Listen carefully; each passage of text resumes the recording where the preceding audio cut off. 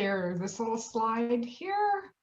Hi, I'm Kathy ODonnell, and co-director of programs here. So we just like to remind everybody of some of the upcoming programs we have. We have a little bit of information about membership at the bottom left. On the top left, just our cycle of sessions, the kinds of things we have. A monthly challenge webinar, which is what we're having today with Judy.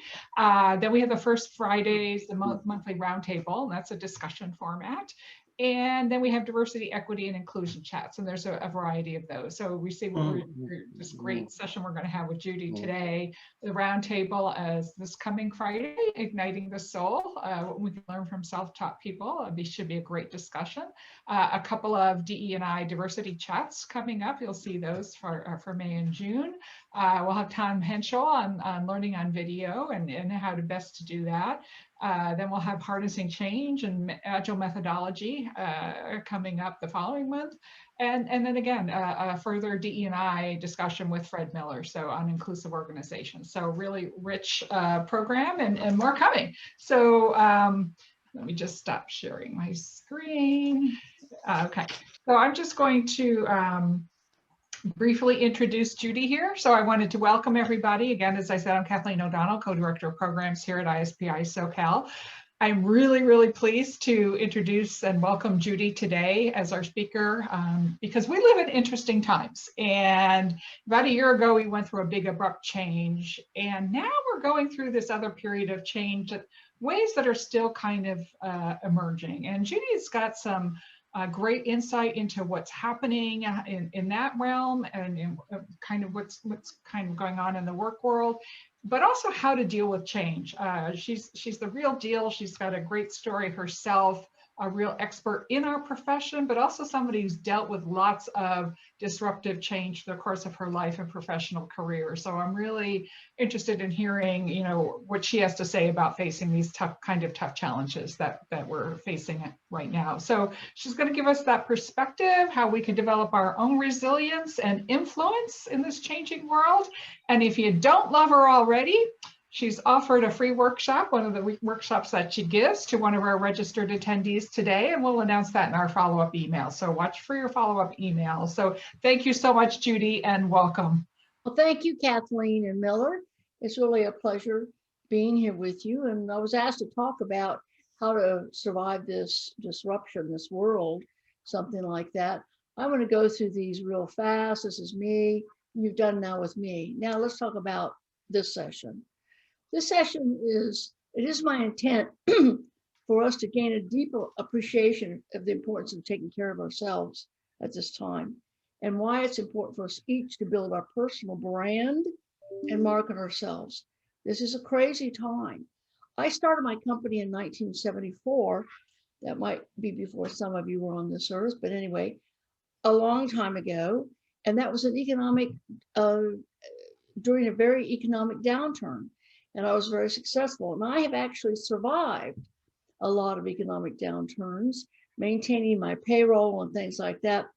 And I hadn't realized it, but I was doing some things that enabled me to do that. And I want to share a little bit of that with you.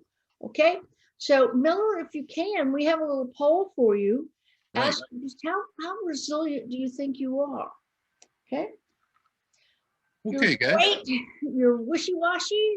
You need help? Where would you put yourself on this resilience scale? And this is the Dr. Pepper, not the beer that I was opening. How's that? Okay.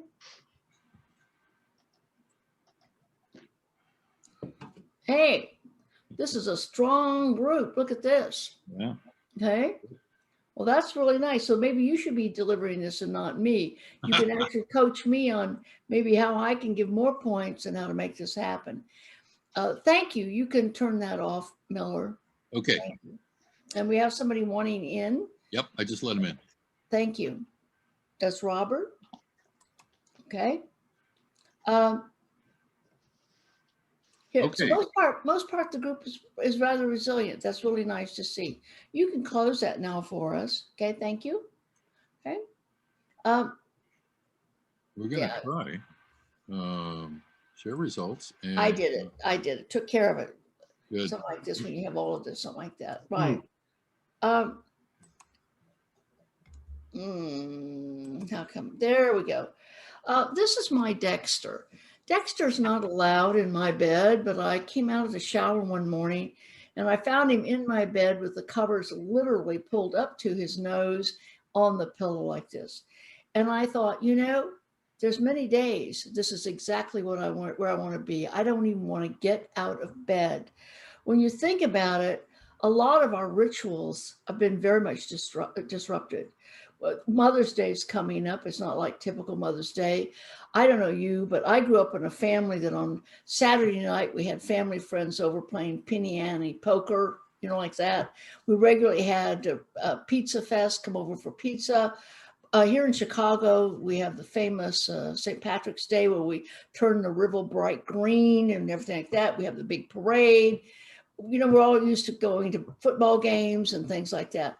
Well, those rituals have really been gone. They've been wiped out for us. In fact, I don't know about you, but I really struggle to remember what day of the week it is. It's all blurred. There's no longer a week and a weekend. And and because we're all working at home, there's an assumption that we're available 24/7. So I was teaching a class at 7 this morning, my time, with people in Hong Kong, Singapore, Cairo, Egypt. And then I had one person from Washington, D.C., which I thought was interesting.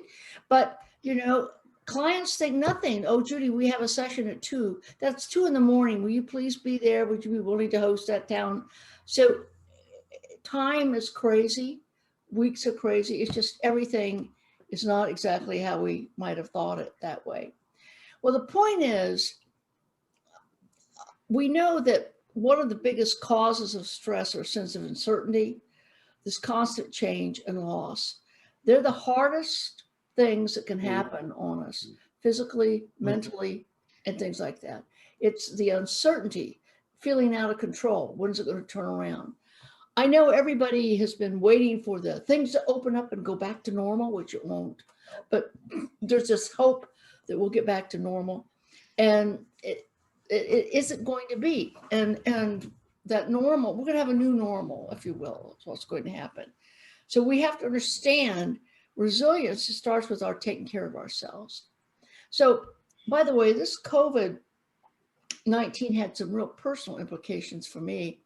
My grandmother died in the Spanish flu epidemic of 1918, 1919.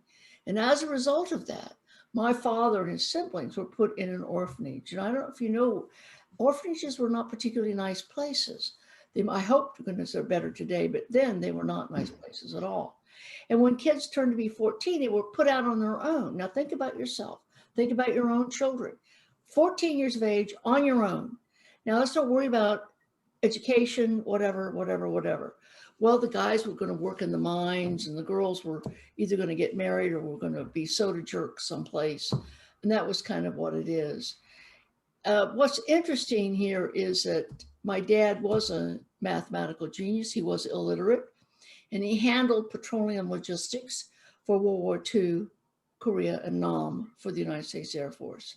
And he was in the sub-basement of the Pentagon because what he did was such high security that we barely saw him or something like that.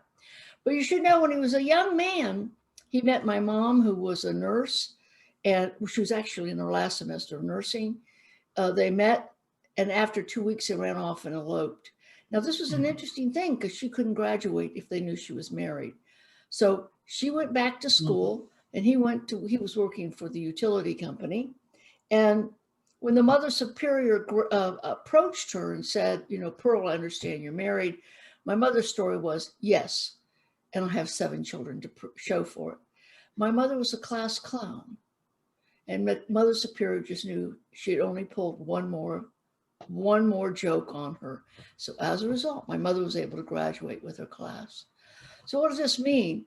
Oh, by the way, I have another grandmother who was a trapeze artist with Ringling Brothers.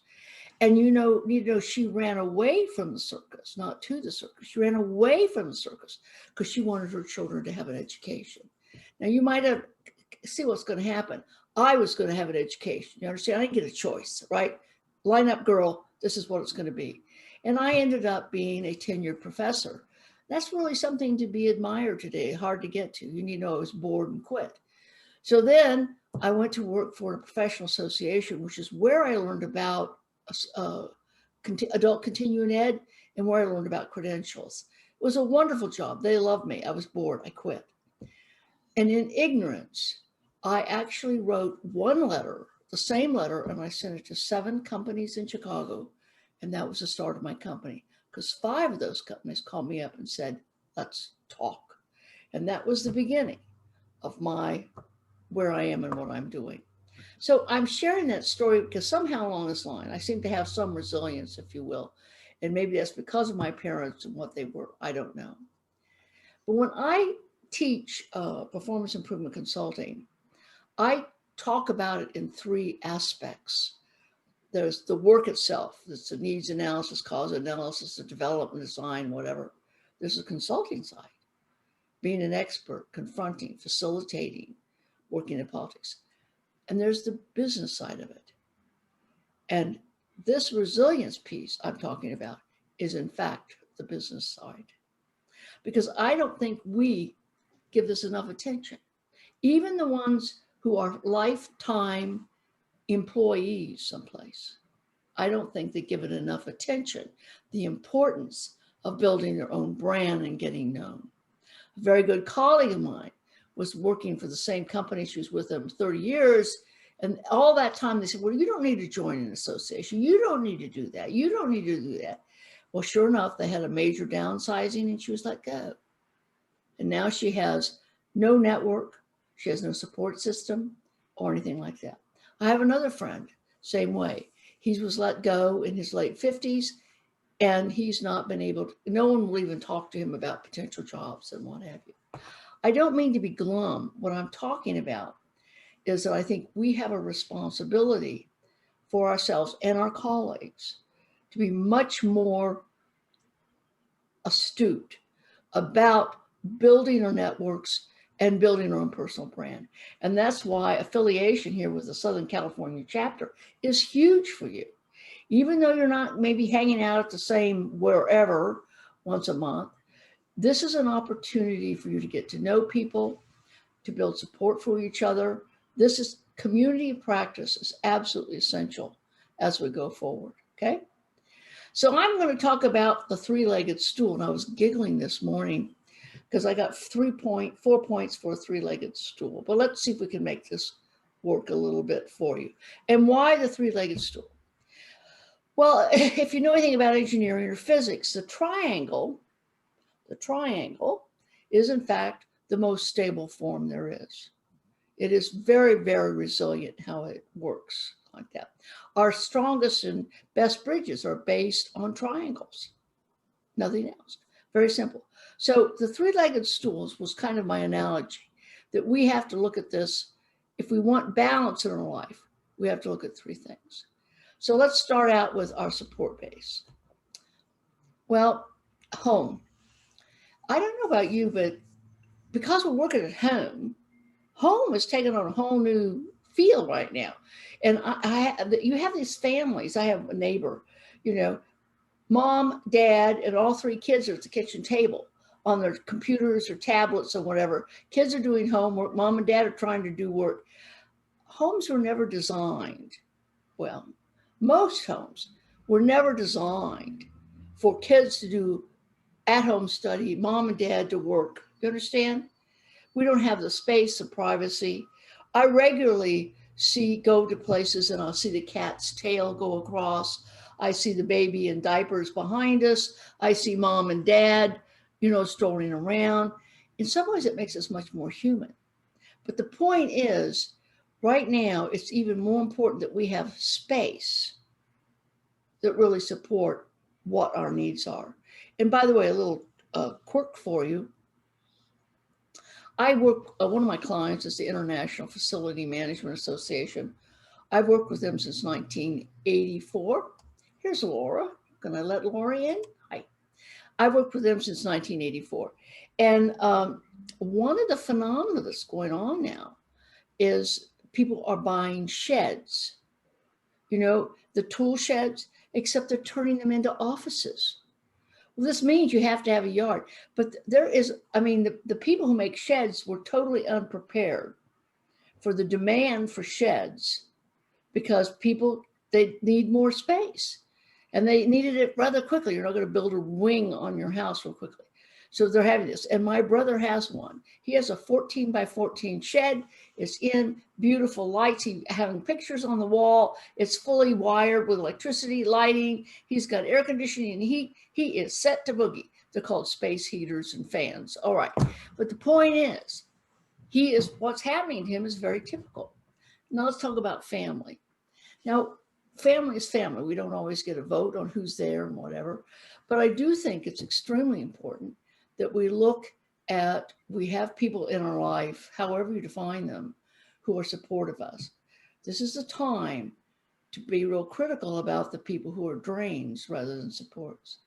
Now, because of my family, the way it was, family was not blood relations growing up. Family were those family friends. My brother and I knew we were loved by them. There was no question.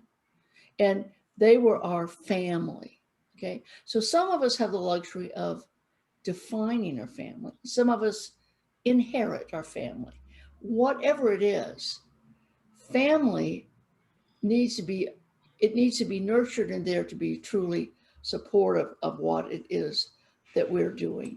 The other part of this is finances. Now, one of the things when I started my own company is that I always put 40% of my money away. I'd never spent it. And I've done that from day one. And when I had an employee, I had 11 full-time employees. And that's when we had employees, not subcontractors. And they had health insurance and vacations. I was able to cover payroll. If clients didn't pay me, I could cover payroll for 6 months. So I find a lot of people are very debt-ridden and I feel for them. But I think resilience really is looking hard at how we manage our money and what we're doing and asking questions about that. And for those of us who are independent, there's a tendency, oh, I made $1,000 today. Doesn't mean you run out and spend it. I'm saying seriously, 40% of that needs to be put away because it's going to go for something. That's the other thing which I'll get to. I never book myself 100%. I'm an independent. I've only booked 60% because I must always be out marketing, learning, publishing, and building brand. But I'm just saying that part of being resilient, if you are fearful about basics, it's hard to be resilient. Very hard to be resilient. And those are just some of the issues that we have here, okay? Another part of this resilience is diversification. Now, we tend to think of diversification in terms of our investments. I'm going to talk about it in terms of our work portfolio. So younger people, when you are working, you need to make sure that your portfolio isn't just a one-trick pony. I do one thing over and over and over again. You need to build some depth across that portfolio so that people see you as having legs so you can move forward, you can build on. That also goes with relations.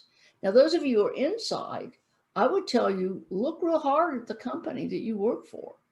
Have you built relations in multiple units, multiple departments? Are you just having coffee every day with the same folks? I don't mean you should give up on those friends. They're dear, they're important. But you need to make it a point to build depth in that organization, okay? And this then comes to clients. That's the other thing of diversification. If you're going to hang out, if you're independent, you're going to work with one client, you're really an employee working as a subcontractor. That's what it is. So I never would get in bed with one client for extended periods of time. Oh, I may give them a week or two, but you ain't going to get months, because I know that when that contract ends, and it ends by definition, I leave with nothing. So then I go like this: work, no work, work, no work, work, no work. Well, resilience is minimizing that. We don't want this. We want, you're going to have little wavy ripples. You don't want jerks around or something like that. So part of being resilient is that particular piece, okay? The other part is influence. How do we strengthen our influence? I'm going to go into personal power, and when at the end of this, Miller's going to send you a copy of the slides as well as a checklist for you to judge your own personal power. So with instructions on how to do that, okay? Well, let's talk about perceived expertise. It's not expertise, it's perceived expertise. Do people think you're smart? Not whether or not you are, because we know you are. But some people who are not always seen smart. So perceived expertise has to do with, why don't you put a letter into the chapter newsletter? It's getting published, okay? You can write for ISPI's Performance Express. Those are 500, 700 word articles. Or if you want to get fancy, you go to PIJ, or you go PIQ, which is a jury. You can go real fancy. But get in the practice of having a voice, creating a voice, getting published, getting your word out, letting people know your opinion. Oh, by the way, raising your hand to present. Facilitate one of those roundtable things that you're doing. Sign up, I want to do that. That's how you get a sense of people, I think he or she knows what they're talking about, right? So that's really important in terms of our influence, if you will. Now, this standing out, this is all kind of related. How you stand out, I'll tell you a joke. A long time ago, in the previous century, there was a movie with Judy Garland and, Fred Astaire. And he didn't want her because he thought she didn't look like the dancer he needed. And he made her walk down the streets of New York. And he walked behind her to see if people would look at her. Well, people stopped and stared. And that's because she walked down the street with this face. She had herself puckered and her eyes crossed. And of course, when people walked by, they, wow, wow, wow. So Fred Astaire, who was behind her, said, this is the making of a star, okay? I'm serious. So when I talk about standing out, I don't necessarily mean dressing stupid. I'm not talking about necessarily dyeing your hair green or purple. I'm not talking about dressing weird ways or something like that. I am talking about taking risks. I'm talking about pushing the envelope. I'm talking about when you have a voice, sharing your voice. I'm talking about opening the doors for others and giving them a platform. So there's a ways of standing out that I think we need to be much more cognizant of in terms of how we're doing it that way. Okay. And so I want to hover a little bit about influence because we're going to talk about building your personal power. You have influence when you can get access. You know who to call. You know how to open that door. You have access when you do say something, you get people's attention, okay? You have influence when people, they may not accept your ideas flat out, but they will listen to your ideas. They will give them serious consideration. So I'm going to brag a bit just to show you a bit, but of course, understand I'm just old, so I've earned this, okay?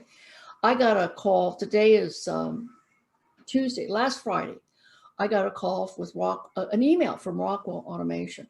I haven't talked to anybody at Rockwell in 10 years, 15 years, a long time. And the question was, Judy, who do you know at Walgreens? We want to develop a program where we're going to hire people who are on the autism spectrum, and we want to know how Walgreens did that. You know what? I know that. I know who did it. I know how to get to them, right? So I wrote back and I said, by the way, the people who really were involved are all now retired, but I know who's fine. So I have influence because they knew if they reached out to me, I could find out for them. That's what McDonald's said about me. If we need to, you always know who to go to. So they call me. Google says the same thing. Well, how does that happen? Let's go back to that three-legged stool. It happens because I look at those friendships and relationships, and I love everybody, but I don't hang out with one person all the time. I make space in my life for different people. I make space in my life to find out about different people. I make space in my life to volunteer and contribute. Yes, I am building brand. Understand that? Let's understand. And quite honestly, if I don't pay the mortgage, nobody else does. So I can't look to somebody else to bail me out, cover me. I'm sorry, honey. If I want to know who it is, look in the mirror. Well, if that's the case, then I have to do these particular things, okay? So there's ways of getting influence. When you're external like me, it helps to write books. It helps to give speeches. You know, it's helpful to do these things. But when you're inside, you have an advantage that over me that I'll never get. And that is you are in a position to gain deep knowledge of your client, of your employer, the people, the players, the politics, the products, the customers, the competition. You have that. And I don't have that. You have an opportunity to build relations in that organization, in multiple departments and around, okay? And you have an opportunity to become facile in their jargon. Every company has its horrible acronyms, labels, terms, you know, they all do that. So we have that. So here's one way of looking at it. All of us, internal and external, we contribute, we bring special knowledge. In our case, it's performance improvement, it's learning development, it's workforce development, it's process, re-engineering. We bring specialized expertise, all right?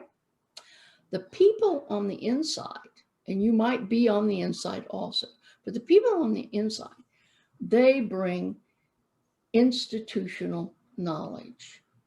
And that's their source of influence. If they've been working for a company for multiple years and they don't know what that company's about, they don't know its competitors, they don't even bother to look at its website, doesn't even bother to look at its annual report, doesn't even know how it's structured, shame on you. Shame on you. You have an opportunity really to get that deep knowledge. Why? As an outsider, I won't work with a client unless I have somebody with that deep knowledge on the inside. Because if I work with a person on the inside and they don't have that, I know my work is not going to last. They're going to think I'm a nice lady who cost them a lot of money and didn't do anything. Well, I don't want that reputation. I want the reputation as having somebody who makes a difference in what I did, stuck and stayed. So I need that. The other thing is, both inside and outside, we need to be smarter about power, politics, relationship management. We really need, I'm sorry, I'd like to tell you the world is nice. And there are certainly nice people in this world. And in fact, I think the majority of people are nice. But unfortunately, some people aren't nice. Or some people, they might be nice, but they really don't know how to play nice. They don't know what that means. Something like that. So I'm just giving you a picture here. When I say whether you're inside or outside, we need to be smarter about this concept of influence. So Miller's goal is on Thursday to send each of you a copy of this recording or a link to it probably. And he's going to send you a job aid and he's going to send you this deck for your reference. Is that correct, Miller? Say yes. That is exactly correct, Judy. Thanks. All right. Well, in that job aid is a test developed by Richard Byrd.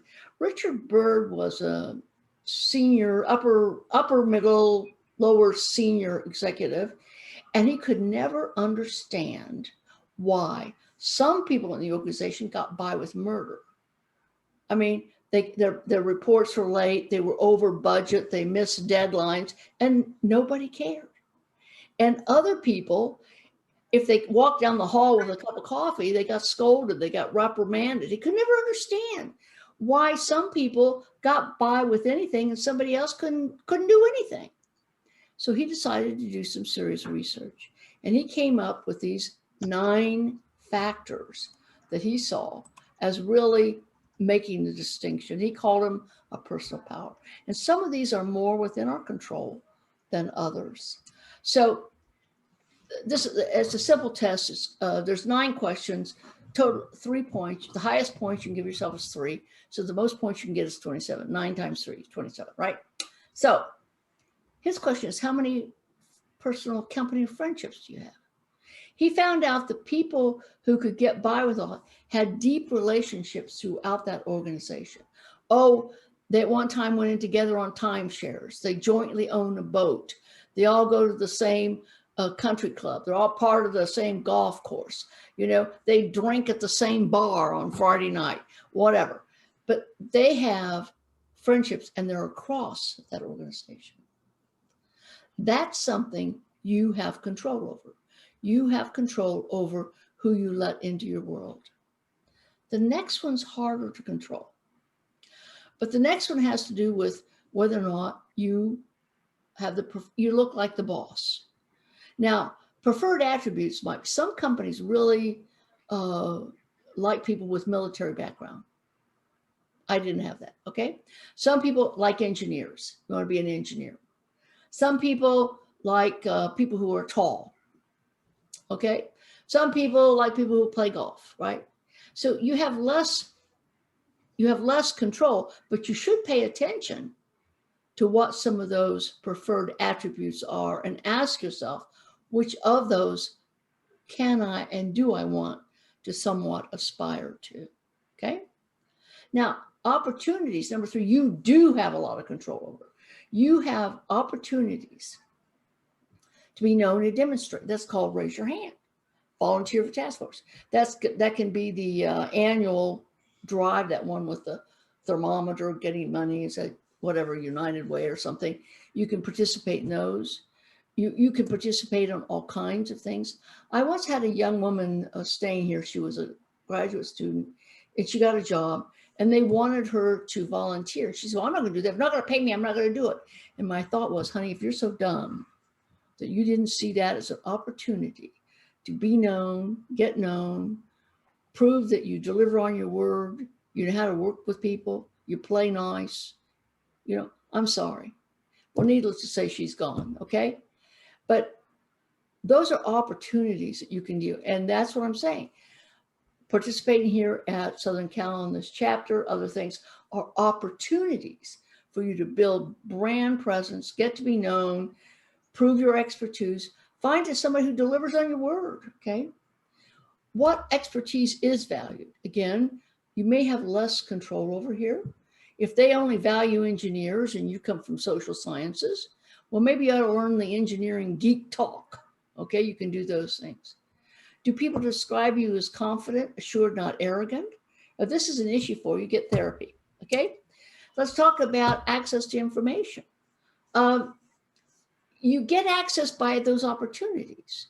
Who do you hang out with? So you have coffee and you get the scuttlebutt, you know? This is why so many times administrative assistants really know what's going on, because they're cleaning up the memos, they're sending out the email, they're doing that kind of stuff. They know the real skinny on what's going on. So how do you get to know those people? How do you get to know that access to information? Status, again, is something you have less control over. Status has to do with seniority. It has to do with education background and things like that.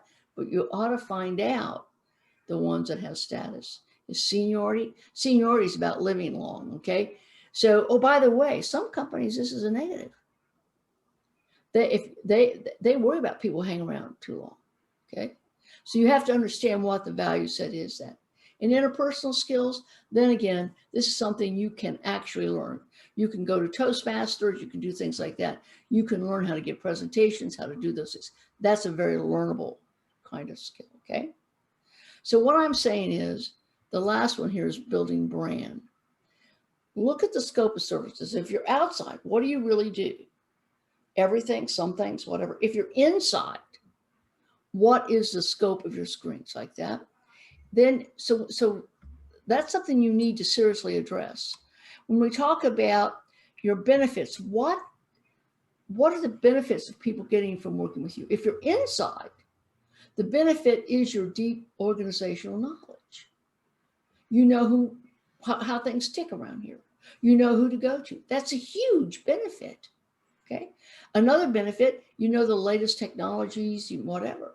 Outside, the benefit that I bring is that I know how to open other doors and how to get information. And let's talk about different. What sets you apart? If you're in the middle, all you can do is sell on cheap. You've productized yourself. You want to be the cheapest date in town.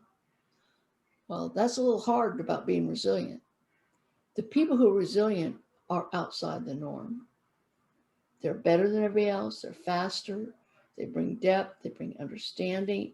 Those are factors that we have here. So part of that is taking the time to understand the value you bring, whether you're inside or outside. What do you bring? You have to know what it is. You have to deliver it. And you have to remind people because people forget. I've been in business for 47 years. I still have to go back and remind people. Oh, I forgot about that, Judy. Okay. And by the way, I have churn in my clients. I've been in business so long, some of my clients are dead. I got their kids coming up behind them. So I've had to take the time to actually do what I call succession planning within my client base. And that's understanding the people behind them so they get to know me. Okay. So we were talking about being outside that norm. If as long as you do what everybody else does, all you can do is sell cheap. You're cheaper or faster, that's about it. You have to bring something else and only you know what that differentiates you, what benefits you bring.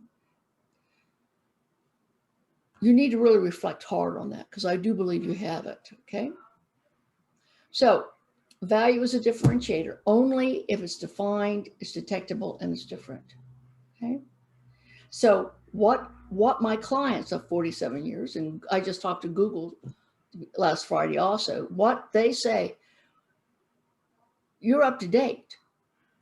You not only know what's going on, you know how we can bend the rules.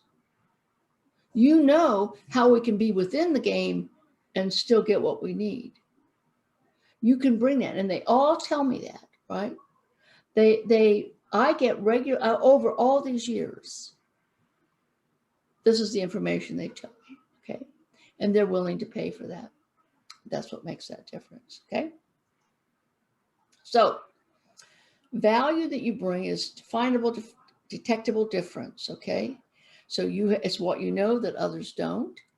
It's what you do that either don't or won't. They might be able to do it, but they won't do that. They don't want to do it. It's the attention you bring because they don't have it, unwilling to give it. They're relying on you to do it for them, okay? And it's the results and impact that you bring. By the way, I just picked up an award at ISPI because I knew what I was doing was really good work. So I'm the one that helped the client write the award application. So they got all the glory, but I was standing beside them as the one that they called on to help them. All right. Next year, I'll go for another award and I'll have another client I'll feature and I'll be the nice lady standing there behind them. I know what I'm doing. I know exactly what I'm doing. Okay. But it takes time. I mean, these are not fun to write. Okay. They're real pains, but you say you want to do it and that's what you're going to do. That's how I get perceived expertise. She must be pretty good. She wins awards. She must be pretty good. She gets published, right? Okay. So now I'm going to turn this over to you. According to my thing, we have at least 6 minutes. So Miller, do you know how to do breakout groups? No, we're not set up in our Zoom account to do that, unfortunately.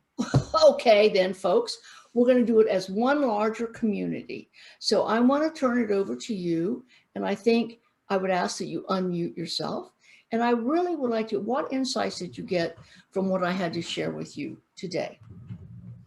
It's your turn to talk with each other. I'll start because I've already been talking, so I'm used to it. So I think, Judy, one of the best things about this, and I put this into chat too, is that it gives you a real methodology, a method to look at yourself and with respect to specific things that will grow you, right? So you can if you don't really have a method to think about it, it's just sort of there and maybe you figure it out, maybe you don't. This gives you a method and some very specific kinds of things you can do. And it reinforced for me, I mean, this is part of my professional experience, but it also reinforced for me the need to extend yourself, right? To kind of get out of your normal, I don't even want to say comfort zone, but it might be that, but just out of your normal day-to-day and extend yourself a little bit was just sort of, if I had to wrap a lot of that up, it would be in that way. So I started, so anybody else can go ahead. Well, I was going to say part of that is, I, a couple years ago, fractured my pelvis in 2 places. All right, I'm home and I'm by myself. All right. So I had a friend send a notice to like all these other friends, and they said, Judy needs somebody at the house between 10 and 2 every day. You can bring your laptop, you can do whatever you do, but I wanted somebody in the house when I showered. And while I was here, I asked them to make me lunch, okay, and have leftovers. So, and we rotated. Well, that required my having, and you know what? I was blessed enough that people that raised their hand and participated. But it's also true I do for them. So extension is a two-way street, right? So your kid is being jerked around by the university. I know how to handle that, and honey, right? So your retirement doesn't want to play. I know how to handle that. When I know how to write appeals, I am the appeals queen. So let me help you out. So I want to hear from others, okay? I think, Judy, you pointed out a thing that we talk about at ISPI SoCal all the time. Yes, this is part of commercial, but the advantage to yourself when you participate in these kinds of things and you do the extra thing, just on a pure selfish basis, it benefits you. The thing I also like about your method that Kathleen was talking about, it gives me a way, which I haven't had before, it gives me a way to start measuring things. Now you're like, oh, I did some of that wasn't consistent, didn't follow through. But it gives a way to say, oh, I need to do more of this. What about that part of the stool? That sort of thing. So both are very helpful. And I'm glad you recognize that, because it's what I say to people all the time, jumping back to my first topic. When you do something like this, you're the beneficiary of it. That's right. That's right. But Vince, you're only the beneficiary if you recognize that. Mm-hmm. Okay, if you don't recognize it, you just feel yourself being used and abused. But if you recognize it, you say, I'm building expertise, I'm building relationships, I'm building a support group. I am getting the inside skinny. I'm getting access to information that I wouldn't ordinarily get. So that's the piece. Yeah, right. So let's hear from somebody else.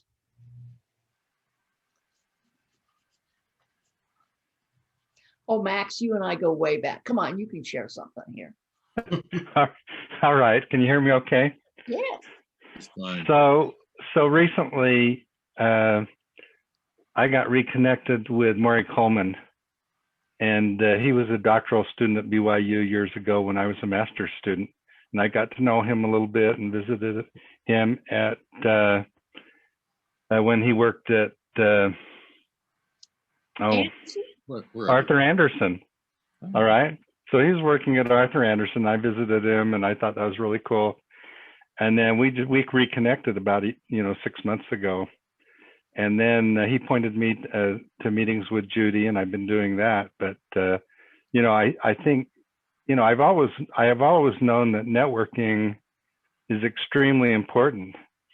but what's amazing, and I attended and participated in the National ISPI conference last week, which I hadn't done for 17, 18 years.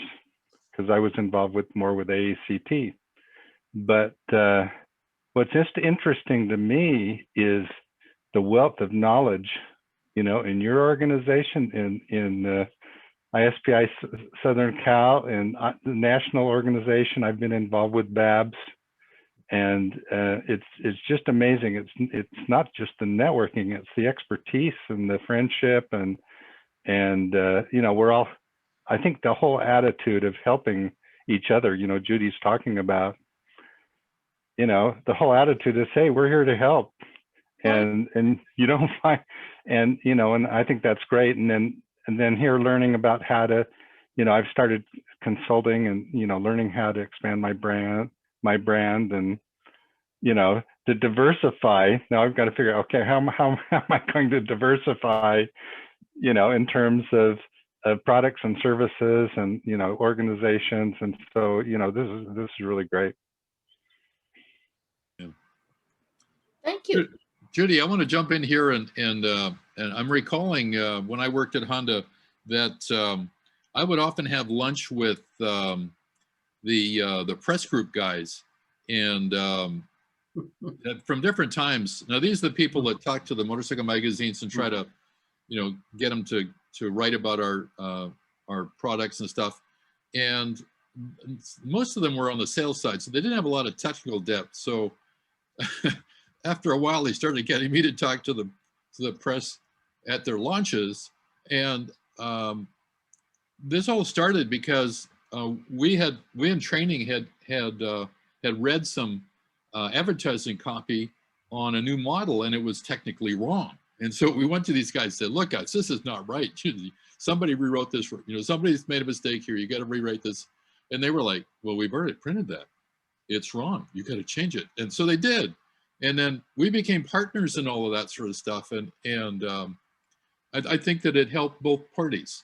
And if I wasn't having lunch with those guys, I would probably be having lunch with some of the field service people, because they were the guys that managed the road reps that were always walking into a new dealership that had a new problem, and the tech line guys the same thing. So being able to coach and support others in the department, in the division, meant that, hey, that Farewell guy knows what he's talking about. That's right. That's right. And it's only by extending out, you actually learn from them too. Oh yeah. It's definitely a two-way street. Yeah, definitely. Yeah. Same thing with students in technical school. They are the ones that put their hands on the product every day, and they had really valuable insights from time and again. Right, right. Tom, did you want to share something here? I mean, I've been with this organization since it was NSPI and ASTD, and that was my career. 20 years ago, I ended up getting law enforcement credentials and disaster preparedness credentials. So I still do the instructional design, but I make sure people know I've got those creds because I can do things for them and their family that no one else can. Mm-hmm. Because I'm always willing to help my clients as well as my friends. And that's worked out nicely. Oh, but I can't fix tickets. Okay, but you can tell them your limitations. I don't fix tickets, right? Exactly. So Robert or Erwin or Nancy, do you have anything you would like to share in a comment here? Yes, I think I'll add kind of along the lines of what Max was talking about. When I was at McDonnell Douglas and Boeing, I did a lot of work in human factors engineering and quality management and in human resources. And when I left, I asked people how they thought of me. And they would say to me basically, well, you're not really an engineer, even though I did engineering stuff. And you're not really a quality assurance guy, because I did quality management and they didn't quite understand the role I played. And they also had a similar view about human resources, that they didn't think of me as one of them either. So I said, well, how do you think of me? And they said, you're the guy we come to when we don't know what to do next. And I think the implication for branding is it's not what your job is that's your brand. It's really understanding that what we talked about, if you help people, they come back to you irrespective of how they know your work. Yeah. That's right. Very good. Well, and a comment about Erwin is the CEOs, the top people in the organizations, would find out that Erwin knew how to solve problems, and so he'd be in the C-suites. Right. Help. I got you there, right? but it was simply being able to help people with things they didn't know how to handle themselves. Exactly. And part of that's because you have a foot in multiple puddles. You're not just the engineer, see? You're not just HR. Those are people who got both their feet in the same puddle, and they really don't know what's going on around. It's being able to walk around and do something like that. Mm. Anybody else have any other comments here would like to add or suggest?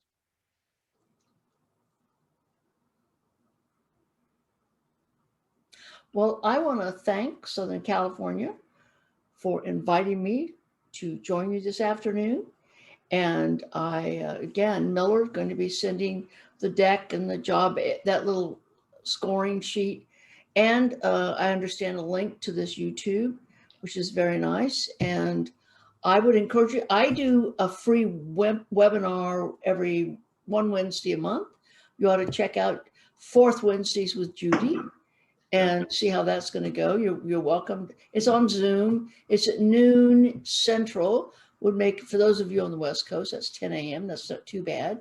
And then I have other things. You're welcome to check me out one way or the other. And if you'd like me to do a free Wednesday on a topic that really likes you, tell me.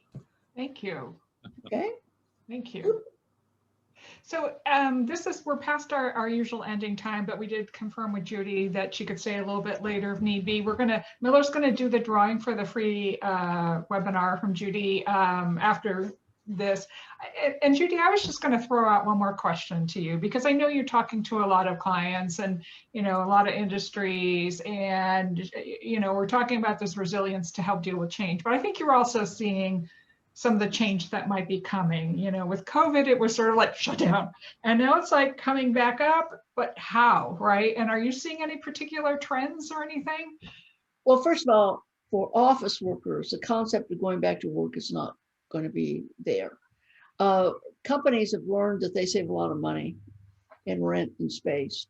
Now, there's some of us have to go. I mean, you have to, in a hospital, I'm sorry, you have to go to work, right? A car manufacturer, car dealership, car repair, you have to be there. So please, that work is going to be there. What we're going to find, however, is that there's going to be greater awareness. This idea of wearing masks and things is not going to go away because of mutations and because of resurgence and things like that. I'm sorry, we're going to have some of these ongoing issues. So we're going to see, I'll call it greater security issues, getting your temperature taken. So somehow it's going to feel less comfortable than what we're used to seeing in that sense. We went through a long time of outsourcing, downsizing. And I think organizations are seeing the serious negative implications of doing that. Wow. They don't have a pipeline. So there's a very serious pipeline shortage, not only of parts, we're going to see that. So and you're going to find prices going up because the supply chain's been severely disrupted, but we'll also have a skills pipeline issue. So on the good side, we're seeing some innovation, coming up with alternative pathways of preparing people for this work. But there's going to be a real serious issue. And because we didn't want to have the liability of long-term employees, companies lost the ability to grow their own pipeline. And now it's going to hit them, And so I think if you can do anything, I think there's going to be a need to greater collaboration with local government agencies, educational institutions, corporations, to come up with innovative ways to grow a pipeline. By the way, kids are making decisions by the 4th grade about what they want to do. So we used to try to recruit kids in high school. It's too late. You need to start with the ones when they're quite young and build them dreams and expectations and expose them to the world of work that we don't have. So that's my take right now. Thank you. It's more than a crystal ball, because I know it's grounded in what you're seeing. So I really appreciate that. Did anybody have anything else, or should we let Judy continue with her day? It was really wonderful having you talk about this and it being based on not theory, but actual practical experience. Anybody else? Well, I will just tell those of you in the Chicago area, I'm seriously contemplating about having an outdoor backyard picnic on the 5th of July. So I'm going to be grilling hot dogs and hamburgers. Classic menu. Nothing sexy here. Classic, okay? And so if you're in the area, watch for an invitation. Would DoorDash be able to get that to me in California or not? Sure. For the right price. Well, Not a problem. Yeah. Judy, thank you very much. Your presentation is exactly what we expected after talking to you last week, and it just is really, really great. We are going to end our recording, and we're going to close off our meeting. I want to thank everyone for. And you have to have a drawing, Miller. Oh, okay. You want to do it? Yeah, let's do that. Okay, so we have the ISPI SoCal bowl, and we are going to look at one of these, and it is Max Cropper. Max, Oh my goodness. Max, you're going to get a chance to attend one of Judy's presentations, and all right. I will send your email address to her and let you two sort it out after that. And Judy, thank you for the That'd be great. Thank you. for the gift of that. Very kind of you. Not a problem. It's my pleasure. Okay. All right, we're going to stop our